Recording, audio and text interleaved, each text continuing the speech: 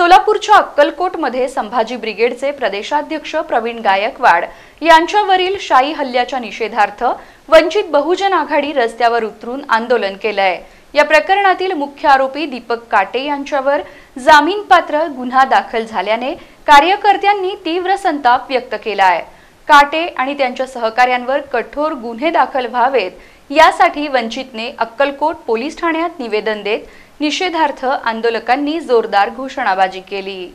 प्रवीण गायकवाड यांच्यावरील शाई हल्ला हा भ्याडपणाचे कृत्य आहे आणि पुरोगामी विचारसरणीवरचा हल्ला असल्याचं वंचित बहुजन आघाडीचे नेते चंद्रशेखर मडिखांबे यांनी म्हटलंय। दीपक काटे यांच्यावर जामीनपात्र गुन्हा दाखल करणं हे बहुजन समाजावर अन्याय आहे। आम्ही मागणी करतो की काटे आणि त्यांच्या सहकाऱ्यांवर तात्काळ कठोरातील कठोर गुन्हे दाखल करावेत। वंचित बहुजन आघाडी अशा सामाजिक सुधारकांवरील हल्ले सहन करणार नाही। जोपर्यंत न्याय मिळत नाही तोपर्यंत आमचे आंदोलन सुरूच राहील। पोलिसांनी त्वरित आणि निष्पक्ष कारवाई करावी। आम्ही प्रवीण गायकवाड आणि संभाजी ब्रिगेड यांच्या पाठीशी खंबीरपणे उभे आहोत।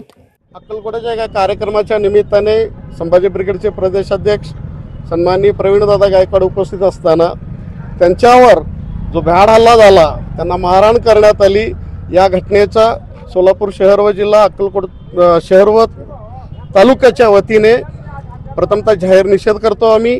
आणि आज आम्ही माननीय पोलीस निरीक्षक साहेबांना एक लेखी निवेदनाद्वारे ही मागणी करण्यात आलेली आहे की सदर आरोपींना, जे रेकॉर्डवरचे आरोपी आहेत, त्या आरोपींना कठोरात कठोर कारवाई झाली पाहिजे आणि या हल्ल्याच्या पाठीमागे काही कट होता का किंवा त्यांना ठार मारण्याचा काही कट होता का याची तपासणी करण्यासाठी आम्ही आज पोलीस निरीक्षक साहेबांना निवेदन दिलेलं आहोत।